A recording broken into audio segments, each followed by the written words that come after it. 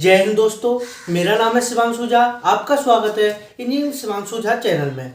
आज मैं आपको पढ़ाऊंगा भारतीय संविधान की धाराएं, जो दंड संबंधी जो भारतीय संविधान में धाराएं लगती हैं उनके बारे में मैं आपको बताऊंगा, क्योंकि ये धाराएं हर एक नागरिक को पता होनी चाहिए कि हम क्या गलती करेंगे तो हम पर कौन सी धारा लागू हो जाएगी। और ये सभी धाराएं और गवर्नमेंट एग्जाम्स के लिए भी इम्पोर्टेंट है, कंपटीशन एग्जाम जितने होते हैं सब में ये धाराएं आती हैं। तो हम शुरू करते हैं। पहली दंड संबंधी धारा है धारा 13। धारा 13 कब लगती है? जब आदमी जुआ खेलता है या सट्टा लगाता है। धारा 13 लगती है जब जुआ खेलना या सट्टा लगाना। धारा 13 जुआ खेलना या सट्टा लगाना। धारा 24 अगली है धारा 24। अगर कोई व्यक्ति बेईमानी करता है तो उस पर धारा 24 लगेगी। कौन सी धारा लगेगी? उस पर धारा 24 लगेगी। 24 के तहत उस पर केस होगा। यानी कि अगर कोई व्यक्ति बेईमानी करता है तो उस पर धारा 24 के तहत केस लगेगा। ठीक है, अगला है हमारा धारा 34, जो सामान्य आशय के लिए लगाई जाती है। जैसे कोई सामान्य आशय के लिए किसी को प्रताड़ित करता है तो उस पर धारा 34 लगाई जाती है। अगली है हमारी धारा 120। धारा 120 कब लगती है? जब कोई आदमी किसी के प्रति षड्यंत्र करता है। जब कोई व्यक्ति या महिला किसी नवयुवक यानी कि किसी भी पुरुष या फिर स्त्री के प्रति षड्यंत्र करता है, यानी कि उसके प्रति कोई योजना बनाता है, उसके अहित के लिए कोई योजना बनाता है, तो उस पर धारा 120 के तहत मुकदमा दायर होगा कि कोर्ट में। ठीक है, अब अगली हमारी धारा है धारा 141। धारा 141 कब लगती है? जब विधि विरुद्ध जमाव करते हैं। जब सरकार कोई नियम लागू कर देती है कि यहाँ इकट्ठा नहीं होना है, और तब भी कोई भी व्यक्ति और जो जन समूह ये मानता नहीं है और वहां तो भी जमाव करता है, इकट्ठा होता है, तो उन सभी पर धारा 141 के तहत मुकदमा लग जाएगा। ये धारा 141 तब लगती है। अगली धारा है हमारी धारा 144। धारा 144 घातक आयुध से सज्जित होकर विधि विरुद्ध जन समूह में सम्मिलित होना, तब धारा 144 लगाई जाती है। अभी आपने देखा था कोरोना काल में धारा 144 लगा दी गई थी और उसमें यह कहा गया था कि इकट्ठे होकर नहीं बैठना है। आपने अपने गांव शहर में यदि जहां लोग इकट्ठे बैठते थे तो अगर पुलिस आ जाए तो उनको वहां से भगा देती थी। उसी में धारा 144 लगाई जाती है कि विधि विरुद्ध जमाव नहीं करना है। अगर विधि विरुद्ध आप जमाव करोगे तो धारा 144 के तहत आप सज्जित होकर जन समूह में सम्मिलित नहीं होना चाहिए। यानी कि वहां और भी लोग इकट्ठे हो रहे हैं, वहां आपको इकट्ठा नहीं होना है। धारा 144 लगी हुई है, तो अगर धारा 144 लगी हुई है, अगर आप इकट्ठे होते हो तो आप दंड के अपराधी हो गए, आप पर धारा 144 लगा दी जाएगी। ठीक है, अगली धारा है हमारी धारा 131। धारा 131, जो व्यक्ति चुनाव में घूस लेता है यानी कि रिश्वत लेता है या फिर रिश्वत देता है, उन सभी पर धारा 171 लागू होती है। यदि कोई व्यक्ति चुनाव में पैसा लेता या फिर पैसा देता पकड़ा जाता है तो उस पर धारा 171 के तहत मुकदमा दायर होगा कोर्ट में। ठीक है, जो व्यक्ति चुनाव में यानी कि रिश्वत लेता है या फिर रिश्वत देता है, दोनों के प्रति धारा 171 के तहत कोर्ट में मुकदमा दायर होगा। अगली धारा है धारा 186। धारा 186 कब लगती है? धारा 186 जब लगती है जब कोई व्यक्ति सरकारी कार्य में बाधा पहुंचाता है। जैसे कोई सरकारी कार्य जैसे हो रहा है, जैसे हमने माना कोई खरिंजा ही बन रहा है। अगर कोई खरिंजा बन रहा है और वहां कुछ व्यक्ति वहां आकर उसमें बाधा पहुंचा रहे हैं, उसे आगे बढ़ने नहीं दे रहे हैं या फिर बनाने नहीं दे रहे हैं, तो उस संबंध में धारा 186 लगाई जाती है। जो व्यक्ति उसमें यानी कि बाधा पहुंचा रहा है उस पर धारा 186 लगाई जाती है। अब अगली है धारा 191। धारा 191 झूठे सबूत देना। जब कोर्ट में कोई व्यक्ति झूठे सबूत दे देता है, जैसे उसने कोई सबूत पेश किया और वो झूठे निकले, तो उस पर धारा 191 लगा दी जाती है। यदि कोई व्यक्ति कोर्ट में झूठे सबूत देता है तो उस पर धारा 191 लगा दी जाती है। अगली धारा है हमारी धारा 201। संविधान की धारा 201 के तहत सबूत मिटाना। जो व्यक्ति या फिर कोई भी व्यक्ति कहीं अपराध हो गया है और वो वहां जाकर उसके सबूत मिटा रहा है और वो पकड़ा जाता है, तो उस पर धारा 201 के तहत उस पर कार्रवाई की जाएगी। धारा 201 के तहत उस पर कार्रवाई की जाएगी। यदि कोई सबूत मिटाता है तो उस पर धारा 201 के तहत कार्रवाई की जाएगी। ये 201 धारा तब लगती है जब कोई सबूत मिटाता है, तो उस पर धारा 201 लगा दी जाती है। अगली है हमारी धारा 216। धारा 216 कब लगाई जाती है? धारा 216 जब लगाई जाती है जब आप लुटेरे, डाकू अथवा चोर को शरण देते हैं। यदि आप लुटेरे, डाकू अथवा चोर को शरण दोगे या फिर उसे अपने घर में छिपाओगे, अगर पकड़े जाओगे तो आप पर धारा 216 के तहत आप पर कार्रवाई की जाएगी। यदि आप लुटेरे, डाकू अथवा चोर को शरण देते हो या छिपाते हो, तो अगर आप पकड़े जाते हो तो धारा 216 के तहत आप पर कार्रवाई की जाएगी। अगली है हमारी धारा 264। धारा 264 का मतलब क्या है? धारा 264 तब लगाई जाती है जब आप गलत तौल के बांटों का प्रयोग करते हैं। यदि कोई व्यक्ति आप अपने मोहल्ले या फिर किसी दुकानदार के यहाँ आपको दिखे कि ये गलत तौल दे रहा है, तो आप उसकी कंप्लेन कर सकते हैं, और अगर आप उसकी कंप्लेन करेंगे तो उस पर धारा 264 के तहत उस पर मुकदमा दायर होगा, उस पर कार्रवाई होगी, क्योंकि वह गलत बांटों का प्रयोग कर रहा है, गलत तौल के बांटों का प्रयोग कर रहा है। यानी कि 1 किलो का बाट है और उसमें वो 950 ग्राम दे रहा है, 1 केजी का बाट है वो 950 ग्राम दे रहा है, तो वह दंड का अपराधी है। उस पर धारा 264 के तहत मुकदमा दायर होगा कोर्ट में और उस पर कार्रवाई की जाएगी। अगली धारा है धारा 171।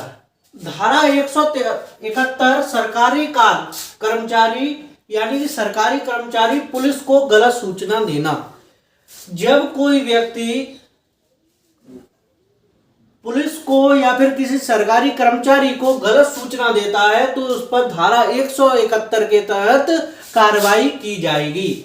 यदि कोई पुरुष या फिर महिला किसी पुलिस अधिकारी या फिर किसी सरकारी कर्मचारी को गलत सूचना देता है या फिर गलत राय देता है और उसने कोई राय दी और वो गलत निकली, तो वह धारा 171 के तहत दंड का अपराधी होगा।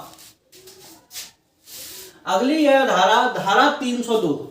धारा 302 आप सभी को पता ही होगी। धारा 302 जब लगाई जाती है जब कोई व्यक्ति किसी व्यक्ति की हत्या करता है, तो उस पर धारा 302 लगाई जाती है। धारा 302 जब लगाई जाती है जब कोई व्यक्ति किसी व्यक्ति पर यानी कि किसी व्यक्ति की हत्या करता है, उस पर धारा 302 लगाई जाती है। अगली धारा है हमारी धारा 306। धारा 306 जब लगाई जाती है जब किसी व्यक्ति को कोई व्यक्ति यानी कि यह व्यक्ति इस व्यक्ति को हत्या करने के लिए प्रेरित कर रहा है और इसे यानी कि हत्या करने के लिए उकसा रहा है और इसे प्रेरित कर रहा है, तो इस व्यक्ति पर जो ये व्यक्ति है ये वाला, इस व्यक्ति पर धारा 306 के तहत मुकदमा दायर होगा और इस व्यक्ति पर धारा 306 के तहत कार्रवाई की जाएगी, क्योंकि ये इस व्यक्ति को अपनी हत्या करने के लिए उकसा रहा है, प्रेरित कर रहा है। ठीक है, अगली धारा है हमारी धारा 307।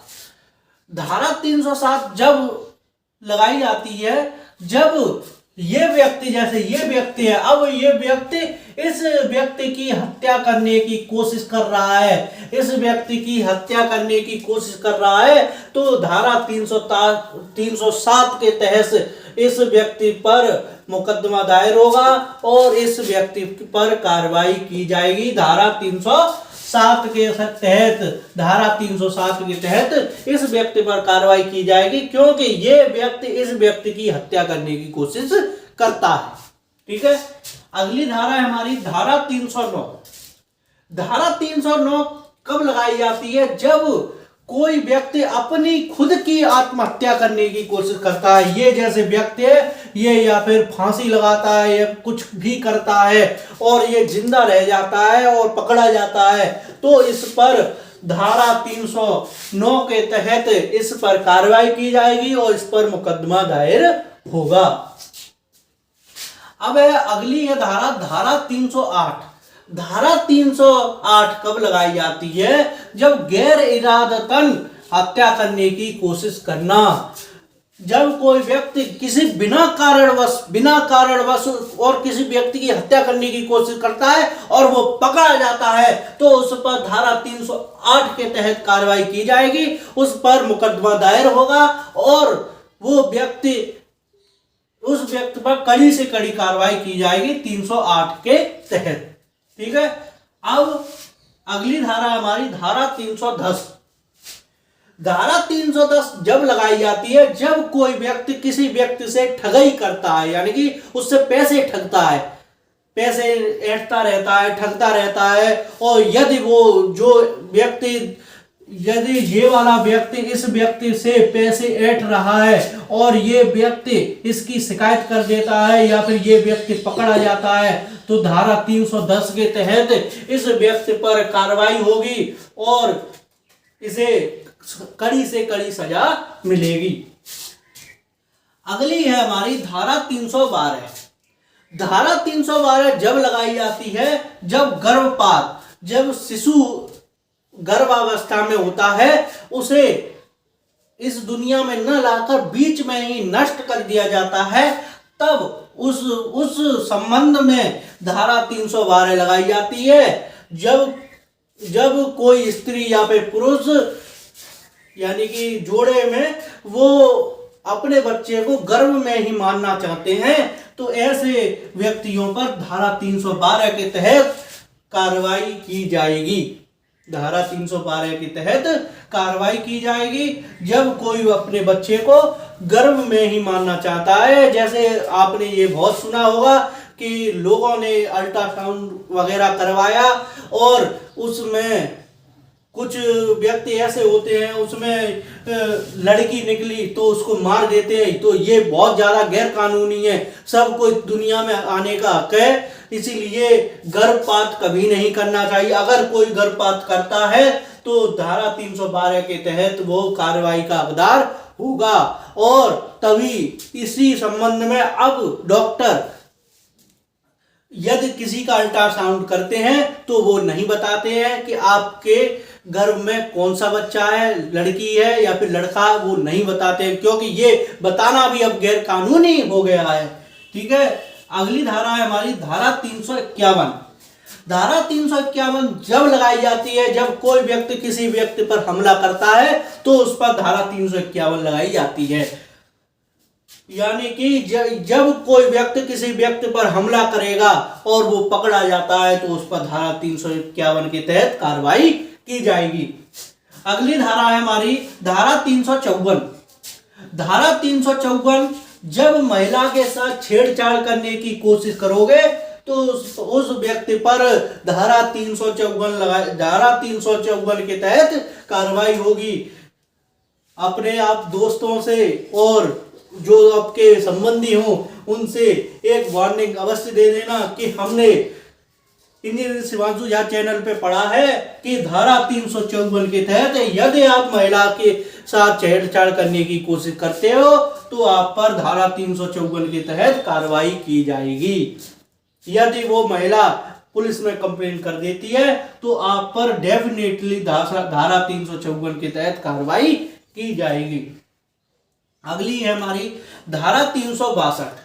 धारा 362 जब लगाई जाती है जब कोई व्यक्ति किसी व्यक्ति का अपहरण कर लेता है, यानी कि उसे किडनैप कर लेता है।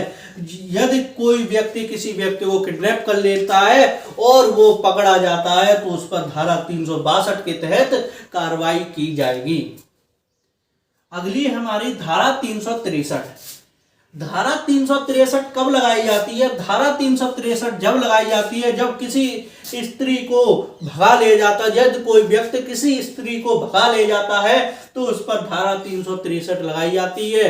अब देखो, यदि आप ऐसा अपराध करेंगे, किसी स्त्री को भगा ले जाएंगे तो आप पर धारा 363 के तहत कार्रवाई की जाएगी। इसलिए आप सभी से अनुरोध है, आप ऐसा बिल्कुल ना कीजिए, क्योंकि ये धाराएं जब लग जाती हैं तो जो गवर्नमेंट नौकरी है उसमें बिल्कुल भी आपको नौकरी नहीं मिलेगी, क्योंकि आपका कैरेक्टर खराब हो जाएगा। ठीक है, अगली हमारी धारा है धारा 366। धारा 366 जब लगाई जाती है यदि कोई व्यक्ति किसी नाबालिग लड़की से शादी कर लेता है तो उस पर धारा 366 लगाई जाती है। यदि कोई व्यक्ति किसी नाबालिग लड़की से शादी कर लेगा तो उस पर धारा 366 लगाई जाती है। अब अगली धारा है हमारी धारा 376। धारा 376 जब लगाई जाती है जब कोई व्यक्ति किसी महिला का बलात्कार करता है या फिर बलात्कार करने की कोशिश करता है तो उस पर धारा 376 लगाई जाती है। इसलिए आप सब लोगों से अनुरोध है, ऐसा आप कभी ना कीजिए। आज की वीडियो में बस इतना ही। जल्द हाजिर होंगे नेक्स्ट वीडियो के साथ। प्लीज हमारे चैनल को सब्सक्राइब करें, वीडियो को लाइक करें, अपने दोस्तों में शेयर करें। यदि आपको वीडियो पसंद आई हो तो अपने दोस्तों में प्लीज वीडियो को अवश्य शेयर कीजिए। Thanks for watching this video. जय हिंद।